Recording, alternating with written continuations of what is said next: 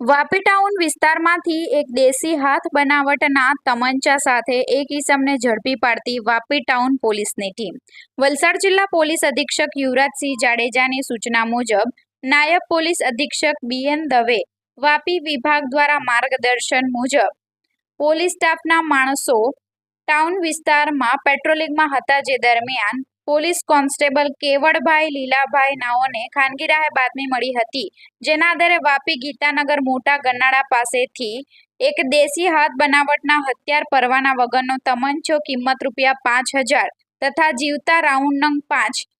કિંમત 500 મળી કુલ ₹5,500 મુદ્દામાલ સાથે આરોપી શનિ અમિત ગુપ્તા ઉંમર વર્ષ 26 રહે હાલ વાપી ગીતાનગર ટાંકી ફળિયા મહેશભાઈની 4 રૂમ નંબર 1 તાલુકો વાપી જિલ્લો વલસાડ મૂળ રહે સરવસી પોસ્ટ બાદની તાલુકો સોનબરસા જિલ્લો મહારાજગંજ ઉત્તર પ્રદેશની ધરપકડ કરી એક સૂરજ નિષાદ રહે સજનવા ઉત્તર પ્રદેશને વોન્ટેડ જાહેર કરી આગળની કાર્યવાહી હાથ ધરી છે.